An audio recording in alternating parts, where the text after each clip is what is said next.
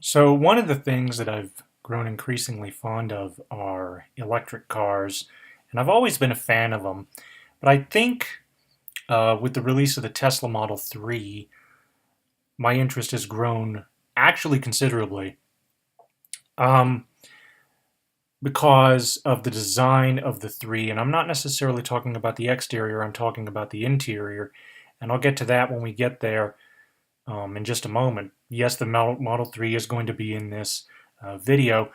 What I'm going to do is I'm basically going to highlight my personal favorites for electric vehicles and also the kind of choice, because when I was thinking about this and thinking about it more and more, I realized that we have a lot more choice than initially thought. There is one car company that is mysteriously absent, though, and I'll talk about that as well. At least to my knowledge, they are. Maybe I'm missing something.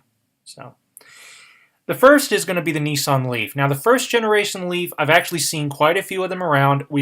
I've seen at least one, maybe two locally, and I've seen a couple more near my summer house. I've never actually ridden in one, but I've always wanted to. Maybe somebody from Lyft or Uber, if I book one of them, maybe they'll have a Leaf. Who knows? But what I love about the new Leaf especially is the design. It looks a lot more conventional, a lot less alien. That said, I'm probably one of the few who truly appreciated the original design of the Leaf. The one thing that I didn't like about it was the giant hump in the cargo compartment, which, as I understand, is still there, but is less than it was initially. But it's a lot more. It looks a lot more like other Nissans in the lineup, and I also like the 200-mile range. And they've integrated the charging flap so well on this one that unless you zoom in on the photo, see, it's right here, right in front of the hood or bonnet. And unless you're consciously looking for it, particularly on this white or, say, a black one, you wouldn't be able to tell it's there. It's so well integrated.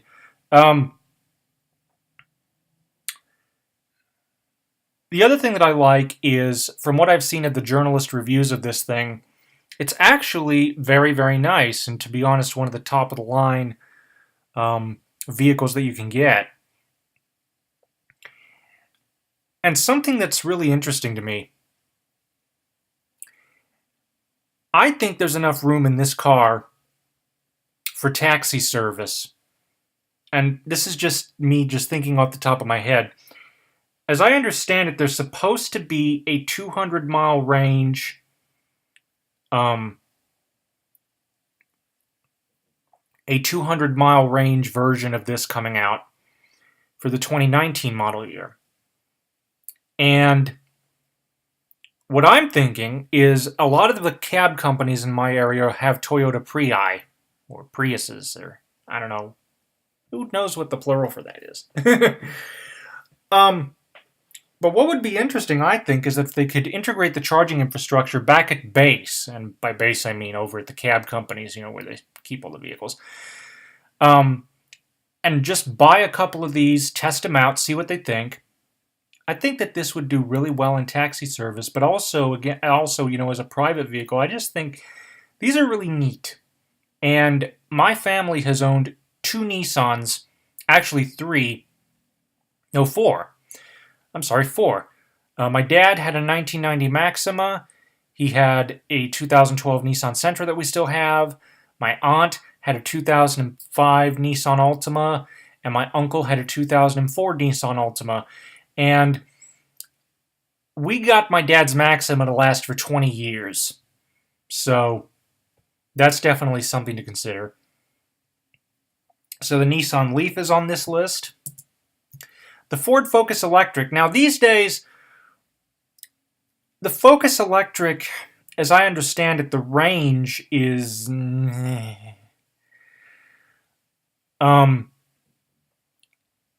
vehicles are rapidly passing it as far as range is concerned. But what's interesting about that is if you want... This is the way I look at it.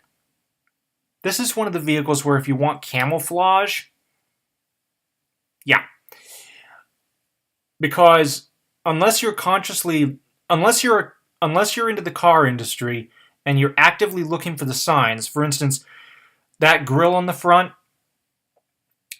um, I don't know if it's still unique to the Focus Electric, but when it came out, it was. I don't know if Ford has adopted that on other Focuses.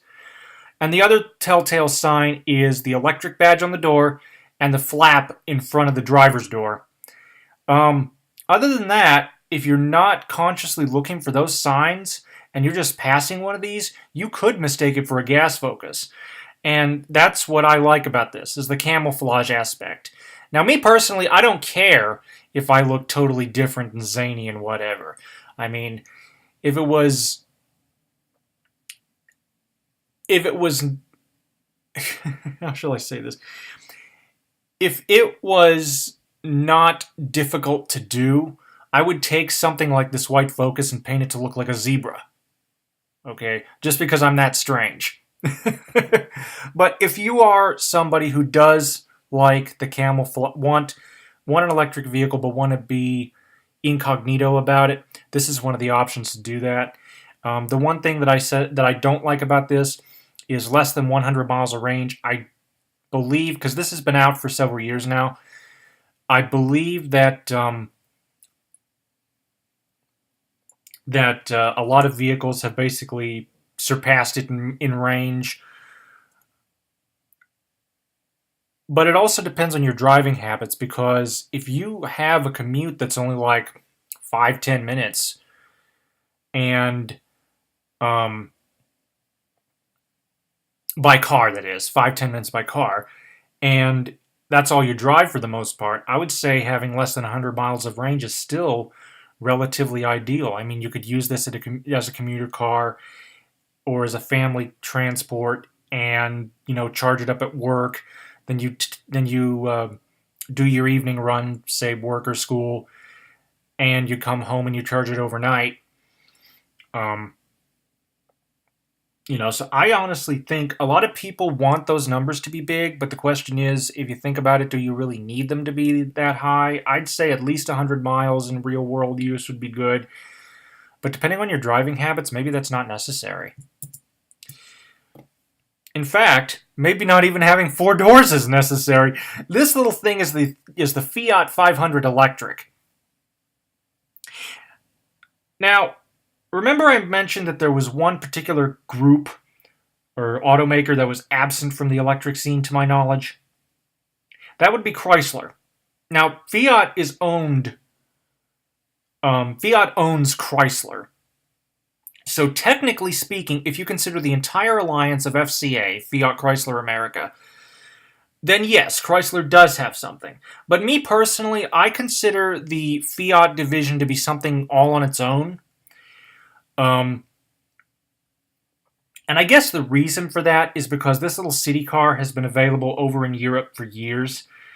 And when it came to America, the only way that it did come to America was through that purchase of the Chrysler Motor Corporation by Fiat. So I consider this to be something of a lone duck or a lone shark or whatever you want to call it. I honestly think that the Chrysler, Dodge, Jeep, I think they need to have a fully electric option. The closest thing that we have, to my knowledge, is the hybrid version of the Chrysler Pacifica, and that's it. We don't have something that is fully electric from Chrysler, Dodge, or Jeep, and I think that we need to see something. I would honestly love to see, an electric version of the Dodge Dart or something similar. But I don't know if I'm in the minority about this, but here's the thing. I love the sound of a V8. I just love it. The deep roar and whatnot. The volume may be questionable because of my startle reflex. But if I'm in control of something and I know that it's coming and I'm doing it, then it's a whole other deal. If somebody peels out, say, from a stoplight and they have no muffler, then yes, I will most likely jump and have a racing heart for the next several minutes. Um, that said, I also see the writing on the wall. I honestly think that electric is the future, whether be it through battery or hydrogen or solar or what have you. I do think that electric is the future, and I think that um, we need to see something from Chrysler, from Dodge, and I think that you know they're just going to have to play catch up. I mean, again, we do have the Fiat 500 electric, and yes, Fiat owns Chrysler, but I just think that it'd be nice to see something from Chrysler or Dodge. Now, if there's something that's coming that I may not be aware of, please point it out. I'd be very interested to know. We rented a gas 500 about 3 or 4 years ago, and I loved that little thing. For two people, it's perfect. You fold down the back seats, you get plenty of cargo space. Now, one thing that I will never forget, this was so funny. The 500 can be thought of, in my mind, as a city runabout. Hence why I think the electric version is just awesome. And my brother, who is 6 foot tall, kept saying that he would never be caught in the back of one of these things. Well, we turn up in a bright red 500 Sport, and I have to get out and let him in, and he's sitting sideways in the back seat, which I just thought that to be hilarious, mainly because he kept saying I would never be caught dead in one of these. Lo and behold, we turn up in one. But no, the 500 electric, I honestly think, small cars like this in general, I think make perfect electrically driven city runabouts. And if Uber, I understand the desire for Uber and Lyft to have 4 doors, because obviously you got the driver and you might be hauling up to 3 people, or 4 people, luggage, that sort of thing. So they want it to be as versatile as possible. But I just think it would be neat to have something like this in the lineup. If you could specify the number of passengers and you were the only one traveling and you weren't carrying any others, something like a Fiat 500 electric would be just so much fun to ride around in. I love this thing. It is so cute. It is so neat. I don't know about the orange, though. That's the one thing I don't know about. If I were to get one of these, if I could drive and I would get one of these, it'd probably be white. Another little city runabout that I just love is the Smart Fortwo electric drive. Now, the interesting thing about this is the Smart car has been available in the United States for years, primarily as a gas option. Okay, the electric drive has been around for a while, but it was sold alongside the gas option. Now, every single journalist and their mother, that reviewed the prior generation of Smart car, the gas version in particular, said that the transmission was absolutely rubbish. Brian Cooley of CNET basically said something along the lines of how you have a chinchilla monkey in the back that's trying to drive a manual for you and he's not very good at it. This is basically what the gas version had, was a automated manual, which is to say it was a manual transmission that was shifted via the computer that had a physical clutch. And it was just bleh. As I understand it, you gave it too much power and it fell on its face in about 2 seconds. What Smart have decided to do, and parent company Mercedes have decided to do, and I think this is a wise move, is to eliminate availability of the gas counterpart in the United States and strictly sell the electric version. I think that makes sense because something this tiny as a commuter car would be perfect. I mean, if you're the only one that drives your car to work, why would you want to have a big honking Cadillac Escalade SUV type thing? Me personally, I just think this would be just awesome. And I think that Smart did make the proper decision to eliminate the petrol variant of the Fortwo in the United States and only sell the electric. So one of the other vehicles that I like that's on this list is the Kia Soul EV. Now, the Soul EV has been around for a couple of years. I believe it's only sold in California, or has been. I don't know about it. I have not checked about nationwide availability. But the Soul EV is another one of those what I call camouflage electric vehicles, in that unless you really look, you might not know that it's electric. You may wonder about the really neat wheels, and you may wonder, wait a moment, where's your grill? And you might put two and two together and say, ah. But if you're passing it on the freeway and you take a quick glance at it, there's a chance you might not even know it's electric. And much like the Ford Focus EV, if you want to go camouflage, I think this would be another interesting option. I mean, the Soul has been just selling like hotcakes. You know, they've got the new sport version out, and it's got, from what I understand, plenty of room. I've never actually ridden in a Soul, but I've seen plenty of reviews of it. And they're just, in my area, they're all over the place. But I haven't seen a single electric variant, which makes me, again, I wonder if it's not just available in California and another zero-emission states, which, that's another thing that I wonder about in regards to all this. A lot of automakers are producing electric cars to comply with California laws to continue selling cars there. I'm not getting political here. Let me make that very clear. I'm not getting political, but from an environmentally friendly standpoint, from a whole we want to protect the future standpoint, I'm very surprised that the legislation that California is using hasn't gone national yet. But the Soul EV is just like any other Soul. It's interior just like any other Soul. The stereo is just like any other Soul. Of course, it has a little extra, few extra features that tell you about the electric version. And the thing that I love about these electric cars in general is that if you put in an address into the GPS and the vehicle can't make it that far, it'll actually tell you, and it'll actually guide you to a charging station. Now, me personally, I think that as far as charging stations go, the best place to have them would be places where you know you're going to spend a fair amount of time. Say, work, your home, plugging it in your garage, lunch, any restaurants. If you want to stop in the middle of your trip, you want to get something to eat, you want to do a fast charge, say for an hour or an hour and a half, however long it takes you to eat.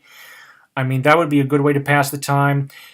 Tourist attractions, if you want to stop and you want to charge up and you want to spend a few hours walking around a tourist site, that would be good. Just big businesses like that would be perfect for having these fast charging stations, and I understand that that's where they're popping up. And I would like to see more of them. But I would say, like I said, the best place to have those is places where you know you're going to spend at least an hour doing something. The Chevy Bolt. The Chevy Bolt, when this thing came out, I loved the design, and I love the fact that you get around 250 miles of range for around 25 grand before tax incentives, and it's been actually extremely popular among the journalists. Now, interestingly enough, I've only seen a few in my area. And as I understand it, Lyft a couple of years ago was supposed to buy autonomous Bolts for use in their service, but I don't know if that's ever taken off. I know I mentioned that in a prior video, but for those of you who have not seen that, I thought I'd mention it again. This is one of these, what I consider to be standout type electric vehicles. And I'm surprised that for the price, it hasn't been selling as well as people have hoped. And again, like I said, in my area, I've only seen maybe one or two. I think part of the problem, though, is that it's a Chevy. Much like the Focus, it's a Ford. The Soul, it's a Kia. These are all companies that have produced gas cars up until now, and that's where their history lies. And if you're somebody who looks at that history and is wondering, if they've produced gas cars all their existence, how would they do with electric? And the electric and the electric vehicle that they have, like the Soul EV, the Focus Electric, the Fiat 500e, are all compliance vehicles, supposedly to comply with California's laws. And if you're on that side of the fence, and I can see why this vehicle hasn't necessarily been selling as well, or it might not just be big enough for some people. I don't know. I mean, one journalist in particular, one car reviewer that I watch on YouTube mentioned that the seating position is kind of like a minivan. A lot of people think it's an SUV. I think it's a compact wagon. And much like the Fiat 500e, the one thing I don't like about the Bolt, this particular model, orange. I don't know. I mean, I love habanero peppers, but I don't know if you want to ride around in a habanero pepper. Oh boy.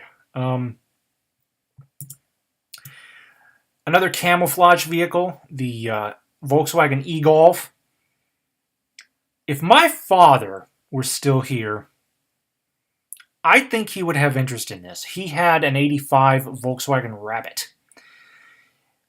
And the body, from what I understand, was about to fall off, but the motor kept running. In fact, my mother said she always pictured the motor, the chassis, and the driver's seat just driving down the road, and the body being completely gone.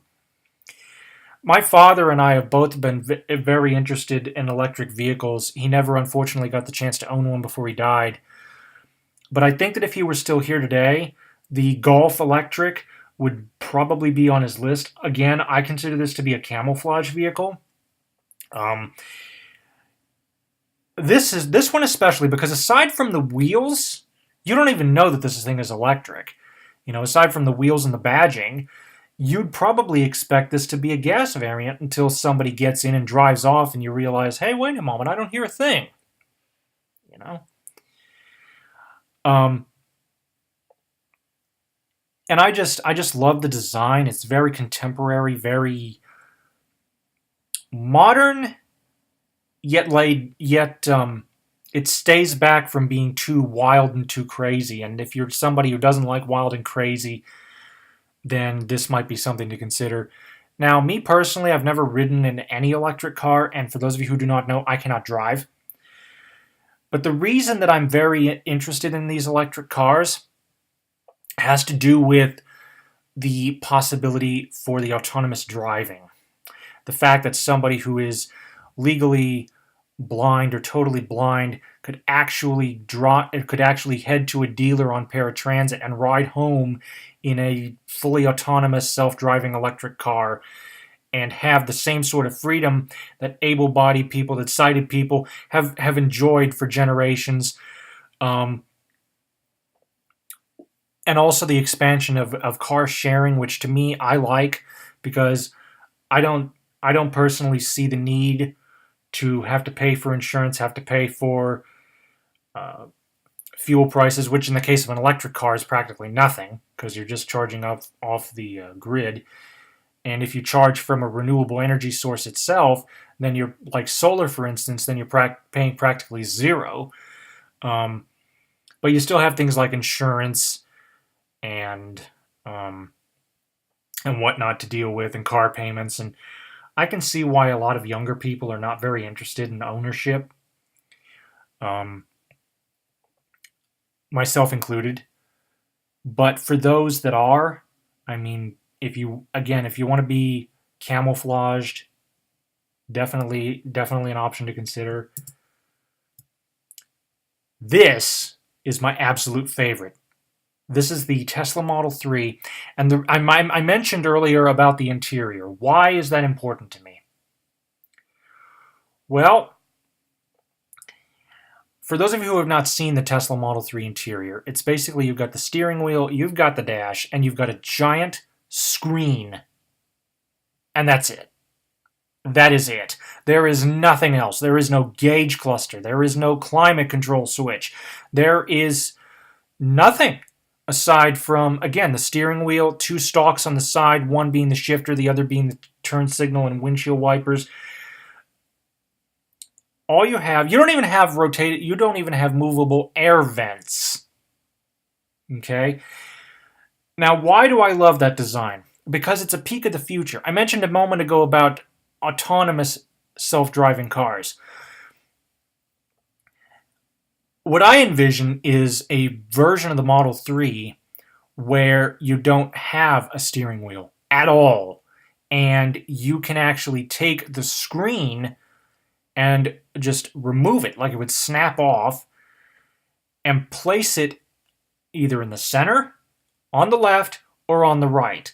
And that way, somebody who is not interested in driving or can't drive like myself, but if you have enough vision to see the screen, you could have the screen in front of you, you could watch the navigation, you could control the vehicle parameters,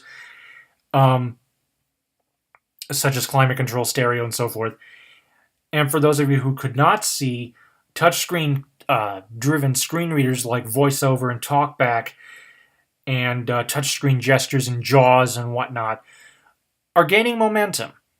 And I'm thinking that if Tesla could build in a screen reader into their touchscreen interface and make this, again, like I said, make the touchscreen fully adaptable in terms of you could have it in the center, the left, or the right. Now, why would you want to have it on either side? Well, let's say, for instance, you're interested in taking a tour of the UK, or you're going to live over there for a while, and you want to bring your car with you. Rather than having to get something that is right-hand drive, to blend in with everybody else, you could just take the touchscreen, move it from the left over to the right, and there you go. And you're probably thinking, well, wait a moment, if this is self-driving, couldn't you just leave it on the left-hand side in London? Well, would you want to walk out into traffic? Because there's no bench. A lot of older cars had bench seats. There is no bench seat, obviously, in the Model 3. You'd have to climb over the center console, and I don't know about you, but I'm not willing to do that. But no, I just think the Model 3 would be, it's a glimpse of the future. It's a glimpse of transportation's future. Again, if you take away the steering wheel and you just have that giant screen and you have a speech interface for the screen, either like a screen reader or say voice command, and the vehicle could be completely controlled from somebody who is blind, for instance, or you could hook up like a braille display. Like if that touch screen handled everything, bingo. So that's why on this list, I think the Model 3 is my favorite. The Hyundai Ioniq. Now this is a rather interesting little thing. The Ioniq is available in 3 variants: regular hybrid, plug-in hybrid, or the fully electric version that you see here. Now this has been gaining a fair amount of praise from journalists, although one in particular mentioned that it was a bit slow. But to be honest, with electric cars, the way I view them, again, as commuter vehicles, do you really need 0 to 60 times? I don't think so, unless you're about to be run over by an RV. But the design of this is really interesting. It's very conventional on the inside. You wouldn't know that it was, something that it's not, it's not trying to be nuts. It's not trying to be out there. And the rear door, and this is going to sound really strange, but the rear door reminds me of the Toyota Avalon from 2 generations ago. And that overall design is something that I've really stuck to with cars like the Ford Crown Victoria. Again, the Toyota Avalon from 2 generations ago. I think it's around the mid-2000s. Why is that important? Well, my grandfather had an old Chevrolet Caprice Classic. And anything that remotely reminds me of that, it's the whole nostalgia thing. But I think that if you want to be different, definitely look at the Ioniq EV. Now, the one thing that I don't like about it is the split rear window. I honestly think that's a visibility hazard. In fact, I don't like any of the cars that have a split rear window. I think it's a stupid idea. If there's a way, maybe in the next generation, for them to try to round out the lines of the rear deck so that it could be a single piece of glass, you know? And a lot of people are wondering, well, what about that rear brake light? Well, depending on regulations, and keep in mind I don't know them off the top of my head, but if they could somehow design the rear window to have the rear brake light curve down underneath the window at such a height where it's within regulation, but you don't have that split, if that makes sense. But the Hyundai Ioniq EV is definitely one that's, from a design standpoint, I really like. But Hyundai has something else up their sleeve. This is the Hyundai Kona. And the Kona is a compact SUV. Now, I don't like the term SUV, sport utility vehicle, because let's face it, who takes their SUV off-road unless you happen to own a Jeep or something that's really, really rugged? A lot of people like the SUV for the step-in height and for the easy cargo lifting parameters that they offer. So I think that instead of sport utility vehicle, they should be called like a suburban utility vehicle. But that's just me. The Kona is going to be available in a gas variant and a fully electric variant. Now, the one thing that I like about the Kona, aside from the overall design, is this element right here. This happens to be where the charging port is, and the way that they've integrated it is so seamless that you wouldn't even know it's there. It is similar to the Soul EV. They've done the same sort of thing where they've basically incorporated the charging port into where the front grille should be, but it's camouflaged in such a way where it doesn't become an eyesore. I know that on the Focus Electric, on the Chevy Bolt, you have that gaping O where the charging port is located. I mean, here on the Volkswagen Golf, they integrated it. They basically placed it in the same position as the gasoline variant's fuel tank. The Tesla Model S integrates it into the rear lights, or the Model 3. Actually, the Model S and the Model 3 and the Model X, they all integrated into the rear lights. Excuse me.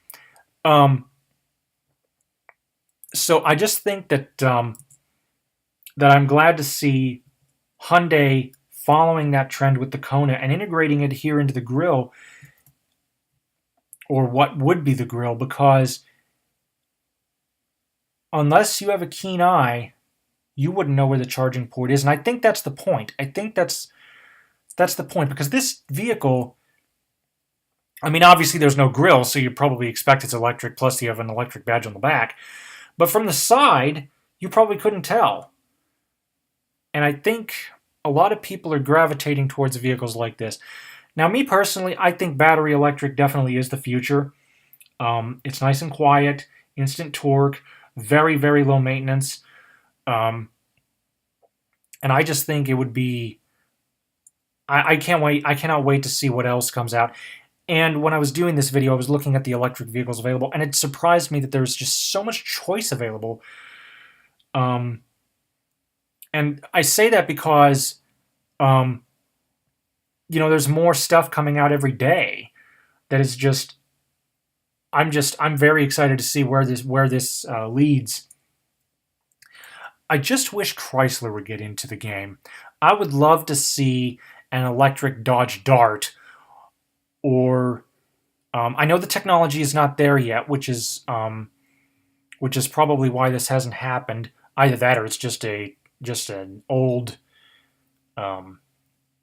just a bias towards the old way of doing things. But it would be very interesting to see what an electric version of the Ram pickup would be like. But what do you guys think?